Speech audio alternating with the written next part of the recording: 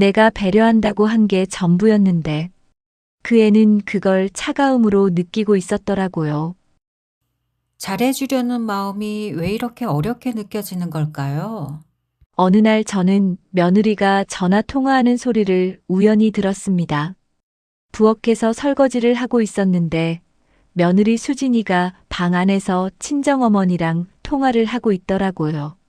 목소리가 작았지만 문이 살짝 열려 있어서 들려왔어요. 엄마, 나 뭔가 잘못한 게 있는 걸까? 어머니가 자꾸 멀게 느껴져서 저는 그 자리에서 손을 멈췄습니다. 수도꼭지에서 물이 흘러내리고 있었는데 그냥 멍하니 서 있었어요. 제가 그 아이를 편하게 해주려고 했던 건데. 그런데 그게 오히려 그 아이를 외롭게 만들고 있었던 거더라고요. 저는 지금 시어머니이기도 하고 며느리이기도 합니다. 두 자리를 동시에 살고 있는 사람이에요. 제 이름은 김경애이며 올해로 62이에요.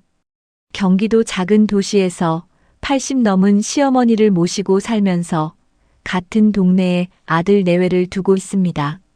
아들은 36, 며느리 수진이는 33이에요. 결혼한 지 이제 3년이 됐습니다. 제가 며느리로 처음 시댁 문을 들어섰던 게 28이었으니까 벌써 그게 34년 전 일이네요. 그 긴 세월 동안 저는 시어머니 밥상을 차리고 병원을 모시고 명절마다 새벽부터 일어나 전을 부치며 살았습니다. 그러면서도 늘 뭔가 부족한 사람 같은 기분으로 살았어요. 잘하고 있는 건지 인정받고 있는 건지 그게 늘 불분명했습니다. 그 시간들이 있었기 때문에 며느리가 처음 인사를 왔을 때 저는 속으로 조용히 다짐했습니다. 이 아이한테만큼은 내가 겪은 걸 되풀이하지 않겠다고요. 그런데 그 다짐이 생각보다 간단한 일이 아니었습니다. 제 시어머니는 지금 86이세요. 요즘은 기억이 많이 흐릿해지셔서 어떤 날은 저를 보고도 누구냐고 물으실 때가 있습니다. 그럴 때마다 저는 그냥 웃으면서 어머니, 저 며느리여 하고 말씀드리는데 가끔은 그 말이 입 밖으로 나오면서 마음 어딘가가 서늘해지기도 해요. 30년 넘게 이분 곁에 있었는데 이제는 저를 못 알아보신다는 게 슬프다기보다는 그냥 이상하게 허전한 느낌이더라고요. 제가 처음 이 집에 왔을 때 시어머니는 아주 반듯한 분이셨어요. 흐트러짐이 없고 말수가 적고 모든 기준이 명확한 분이셨습니다. 그게 처음엔 믿음직스러워 보이기도 했는데 살다 보니 그 반듯함이 저한테는 늘 좀 차갑게 느껴졌어요. 잘해도 그래 한마디, 못하면 말없이 다시 하시는 분이셨거든요. 한 번은 제가 명절 전날 새벽 4시부터 일어나서 전을 부치고 있었는데 시어머니가 부엌에 들어오시더니 제가 부친 걸 한참 보시다가 이거 너무 두껍게 부쳤네 하고 가셨어요. 그게 다였습니다. 저는 그 말 한마디에 뜨거운 기름 앞에 서서 눈물이 날 것 같았지만 꾹 참고 다시 부쳤지요. 그때 제 나이가 30이었어요. 억울했냐고요? 억울했지요. 근데 그보다 더 컸던 건 사실 인정받고 싶었던 마음이었던 것 같아요. 그냥 한 번만 수고했다 한마디. 잘했다가 아니어도 됐어요. 그냥 고마워 한마디면 충분했는데 그 말이 끝내 잘 오지 않았습니다. 그게 서럽다는 걸 안 건 한참 나중의 일이에요. 살면서 어느 순간에는 그냥 이게 다 당연한 거려니 하고 살았으니까요. 며느리가 집안일 하는 건 당연하고 병원 모시는 것도 당연하고 명절에 새벽부터 일어나는 것도 당연하다고 그렇게 믿고 사는 게 더 편했거든요.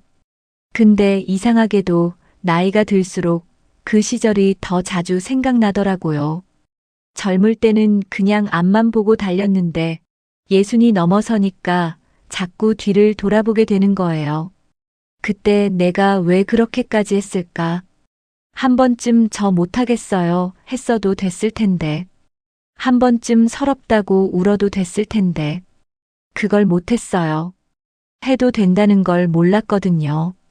그래서인지 며느리가 처음 우리 집에 인사 왔을 때 저는 그의 얼굴을 보면서 괜히 마음이 이상했습니다. 밝고 싹싹한 애였어요. 눈이 초롱초롱하고 웃으면 볼에 보조개가 생기는 아이였는데 그 얼굴이 어쩐지 젊은 시절 저를 닮은 것 같기도 하고 아니면 제 딸 같기도 하고 딸은 없고 아들만 둘인데 딸이 있었으면 저랬을까 싶기도 했어요. 그날 집에서 인사를 나누고 밥을 먹는데 며느리가 식사가 끝나자마자 조용히 일어나서 상을 치우기 시작하더라고요. 누가 시킨 것도 아닌데. 저는 그 모습을 보면서 아, 이 아이가 잘 보이려고 애쓰고 있구나 싶었어요. 그게 예쁘기도 했고 동시에 짠하기도 했습니다. 저도 그랬으니까요. 저도 그 집에 처음 갔을 때 뭘 해야 할지 몰라서 일단 뭐든 했거든요. 인정받고 싶어서, 사랑받고 싶어서, 결혼하고 얼마 안 됐을 때였어요. 수진이가 우리 집에 놀러 왔다가 제가 부엌에서 혼자 설거지를 하고 있으니까 옆에 와서 이렇게 말하더라고요. 어머니, 제가 할게요. 저는 그 말을 듣는 순간 잠깐 멈칫했습니다. 왜냐면 저도 그 말을 해봤거든요. 30몇 년 전에 저도 시어머니 옆에서 꼭 그렇게 말했어요. 어머니, 제가 할게요. 그런데 그때 시어머니는 뭐라고 하셨냐면 말없이 비키지를 않으셨어요. 제가 옆에 서 있어도 그냥 본인이 다 하셨습니다. 며느리한테 맡기면 제대로 못한다고 생각하셨던 건지 아니면 그냥 당신 방식대로 하고 싶으셨던 건지 저는 끝내 그 이유를 듣지 못했어요. 그냥 슬그머니 물러났지요. 그 뒤로는 먼저 나서는 게 좀 무서워졌습니다. 그래서 저는 며느리한테 이렇게 말했어요. 괜찮아. 이런 거 굳이 안 해도 돼. 이런 건 엄마가 하면 돼. 며느리가 잠깐 머뭇거리더니 그래도요 하길래 저는 웃으면서 진짜 괜찮아. 가서 쉬어 했습니다. 그 아이는 그제야 거실로 나갔고 저는 혼자 설거지를 마저 했지요. 그러면서 속으로 생각했어요. 잘했다. 나는 저 아이한테 부담을 주지 않았다. 잘하고 있는 거다 라고요. 명절 때도 마찬가지였습니다. 며느리한테는 일찌감치 말해뒀어요. 명절에 굳이 일찍 올 필요 없다. 음식은 내가 다 할 거니까 편하게 와서 밥만 먹고 가. 시어버이날, 어버이날도 마찬가지예요. 선물 같은 거 신경 쓰지 말라고, 용돈 같은 거 챙기려고 애쓰지 않아도 된다고, 그냥 둘이 사이좋게 사는 게 나한테는 제일 큰 효도라고 했습니다. 그 말은 진심이었어요. 거짓말이 아니었어요. 근처 사는 친구들한테 이 얘기를 하면 다들 처음엔 어머, 좋은 시어머니다라고 했습니다. 근데 그 중에 한 친구가 좀 오래 알고 지낸 친구인데 밥 먹다가 저한테 이렇게 말하더라고요. 경혜야, 근데 그러다가 나중에 섭섭해지는 거 아니야? 저는 웃으면서 뭐가 섭섭해. 아이들이 행복하면 됐지 했는데 그 친구가 젓가락을 내려놓으면서 저를 똑바로 보더니 그게 말이야. 너무 안 받으면 그것도 나중에 허전한 거야. 나 겪어봤어. 저는 그 말에 그냥 에이 나는 달라 하고 넘어갔습니다. 그런데 집에 오는 길에 그 말이 자꾸 머릿속에서 맴돌았어요. 그 무렵부터였던 것 같아요. 제가 조금씩 스스로한테 묻기 시작한 게 나는 지금 며느리를 배려하고 있는 건가? 아니면 나는 그냥 처음부터 거리를 두고 있는 건가? 배려와 거리두기는 비슷해 보이지만 사실은 전혀 다른 거잖아요. 배려는 상대를 향해 한 발 다가가면서 괜찮아라고 말하는 거고, 거리두기는 그냥 처음부터 한 발짝 물러서 있는 거니까요. 나는 지금 어느 쪽인 걸까? 그게 잘 모르겠더라고요. 그리고 또 한 가지가 마음에 걸렸습니다. 며느리가 요즘 들어 예전보다 조용해진 것 같았거든요. 처음에 인사 왔을 때는 볼에 보조개가 생길 만큼 환하게 웃던 애였는데 만날 때마다 뭔가 조심스러워 보이는 거예요. 말을 먼저 꺼내는 법이 없고 저한테 뭔가 물어보려다가 그냥 삼키는 것 같은 느낌. 제가 너무 예민하게 보는 건가 싶기도 했는데 그냥 넘기기가 어려웠습니다. 혹시 내가 뭔가 잘못하고 있는 건 아닐까? 그 생각이 처음으로 들기 시작했어요. 그러던 어느 날이었습니다. 제가 부엌에서 저녁 준비를 하고 있는데 며느리가 안방에서 전화를 하고 있었어요. 들어선 안 될 말을 들었을 때 여러분이라면 어떠셨을 것 같으세요? 목소리가 작았는데 문이 살짝 열려 있어서 조각조각 들려왔습니다. 엄마, 나 요즘 좀 이상한 것 같아. 어머니가 뭔가 나한테 불만이 있으신 건지 자꾸 멀게 느껴져서 내가 뭘 잘못하고 있는 건지 모르겠어. 저는 손에 들고 있던 채소를 도마 위에 내려놓았습니다. 그리고 한동안 그 자리에 그냥 서 있었어요. 물은 계속 흐르고 있었는데 잠글 생각도 못했습니다. 그 목소리가 이상하게 낯설지 않았어요. 어딘가에서 들어본 목소리 같았거든요. 한참을 생각하다가 알았습니다. 그건 제 목소리였어요. 30년도 더 전에 제가 친정 엄마한테 전화하면서 했던 말이랑 너무 똑같았던 거예요. 엄마, 나 뭘 해도 시어머니한테 잘 보이질 않아. 내가 뭘 잘못하는 건지 모르겠어. 그때 저는 30살이었고 며느리는 지금 33이에요. 그날 밤 저는 잠이 잘 오지 않았습니다. 천장을 보면서 오래 누워 있었어요. 나는 며느리한테 부담을 주지 않으려 했는데, 일 시키지 않으려 했고, 선물 요구하지 않으려 했고, 너무 치고 들어가지 않으려 했는데, 그게 다 배려였다고 생각했는데, 근데 며느리 눈에는 그게 배려가 아니라 그냥 차가움으로 보였던 거구나. 나는 짐이 되지 않으려 했는데, 오히려 그 거리가 저 아이를 혼자 서 있게 만들었구나. 그러다가 더 오래된 기억 하나가 떠올랐습니다. 제가 이 집에 처음 왔을 때 시어머니가 늘 저한테 거리를 두셨잖아요. 말수도 적고 표현도 없고 칭찬도 없고 저는 그게 싫었거든요. 서럽기도 했고요.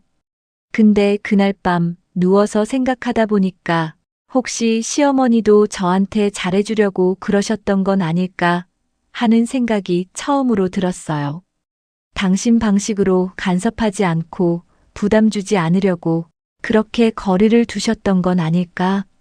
그게 저한테는 차갑게 느껴졌던 것처럼 내가 며느리한테 하는 것도 저 아이한테는 똑같이 느껴지고 있었던 거겠구나.